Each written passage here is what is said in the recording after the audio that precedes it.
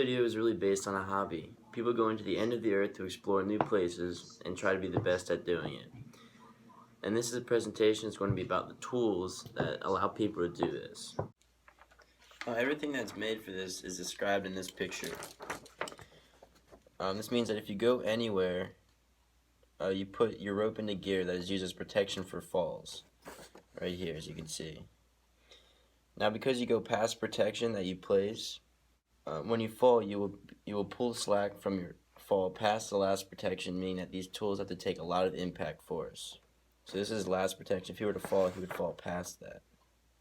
The first thing you need to do any of this, or go anywhere safely, is with a rope, right? Now, rope is made special to be able to take falls and go through a lot of damage. To go anywhere or climb anything, you need a type of rope called dynamic rope, which is this kind of rope. This is dynamic rope. It's broken down into many intertwined threads inside of this, so it's inside. And it's covered by this orange and black sheath. Allows it to stretch and be pulled, giving a nice soft impact. When you fall, it reduces the impact over a longer period of time. It stretches, which is safer and doesn't lead to a sudden stop. And this is different. This is called static rope. And static rope does not give like that. There's no pull to it. There's no stretch. It's usually used for setting anchors so that, well, you don't want it to stretch if you're trying to anchor yourself in somewhere. And now static rope, if you were to fall on it, it would hurt a whole lot because there's no give to it. So it would be a sudden stop. Now, just because you have rope doesn't mean that you're safe. Eventually, a group of people came up with the idea of being able to place gear in the rocks so that you can clip your rope into in case of a fall. Going back to the first picture that I showed you. So now what they decided to do was they decided to make these things called pitons. Now these are pitons. And to use them correctly, you have to hammer them into the rock or place them in cracks, which can actually damage the rock unless it's absolutely necessary. Then they can be very dangerous. They're basically just spikes with holes on the end of them to clip into. Now, to use the pitons correctly, you also need to use a carabiner, which you can clip your rope into. This is what a carabiner is. These are designed so that when a force is exerted to it vertically, just up and down, it's distributed evenly, which it'll actually be able to take this one would take a 25 kilonewton force exerted on it, which is about over 5,000 pounds of force. But if it's turned horizontally, like this, against the gate, only take 8 kilonewtons, which is about 1,500 pounds of force. So placement is very key to use these, but most of them are shaped so that it's not possible for them to actually turn sideways. A safer way of climbing came later when people ditched using pitons and went on to use these things called bolt hangers, which is in the picture. Bolt hangers are actually drilled and glued into the walls so they're not going to be able to come out. They look the way they do because, first of all, they're very small, and second, the hole is shaped in a way because it makes it easier to place your carabiner and makes it even more certain that your carabiner isn't going to be placed incorrectly. One thing that people came up with to use with these bolt hangers, instead of using one carabiner, they came with this thing called a quick draw, which you can use two carabiners separated by a sling. And now, another thing is with using bolt hangers allows for a lot more difficult climbs to happen, but also limits the places that you can go because people need to go out and set up the routes for other people to climb. If they use bolt hangers, by using quick draws, it allows for the force of a fall to be distributed between two clips, each clip containing or being able to withstand 23 kilonewtons of force. And another reason why they're actually elongated like this is because it helps with reaching hard to reach areas. So you can clip this up, and then it's easier for overhung places that you can clip your rope into here.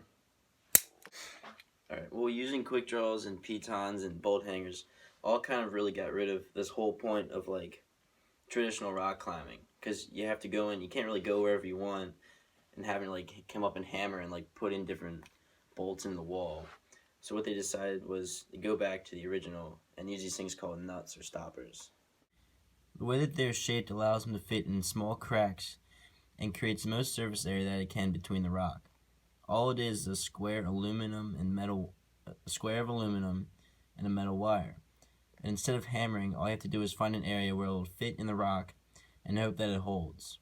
They're tapered on the side and allows them to squeeze and lodge into rock, but also able to be taken out. The whole shape of them lets them to be put in any position that's necessary.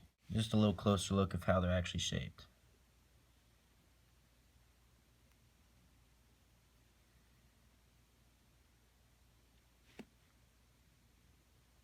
Once you find a good place in the rock, or like I showed you on the treadmill, of where the nut is secure and it's not going to pull out, you can put a carabiner or a quick draw, whatever, it doesn't matter, and then you just simply put your rope into it, and that's your next piece of protection. So if you fall, it's going to be taking all the force of this. Now, as you can tell, this is very dangerous. There's always a possibility that your gear may fall out of the crack, or if not placed correctly, will break.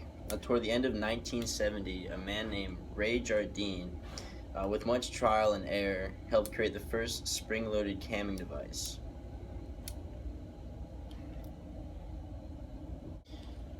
Cams and nuts, all these, and you usually have about 18 of these. They're all part of climbing that involves traditional climbing, where you have to put in your own safety gear.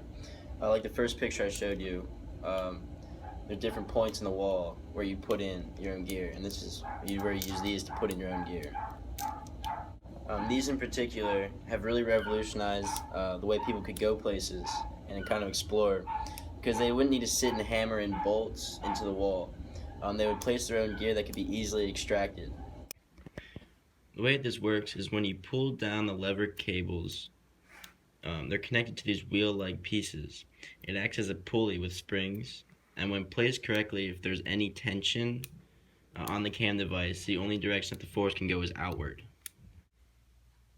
This kind of shows it, but as this keeps the device in place and won't let it directly pull out of the rock.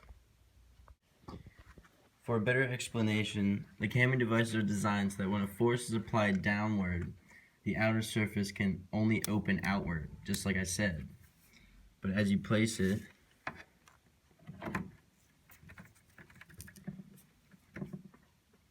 the force that is distributed while the cam is spreading is twice the amount of force that is being pulled downward, allowing the cam to only stay in the position that it's in.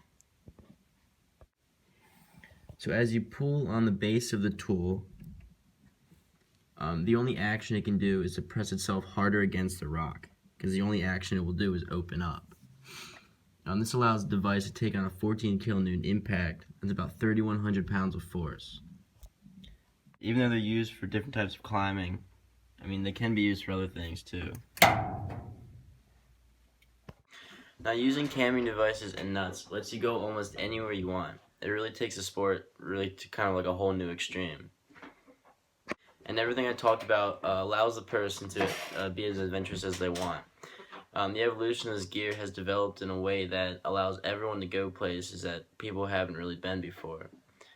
The only thing that's really next is how to make the already safe equipment and the system that they have, but safer. But doing this might actually take all the challenge out of the sport.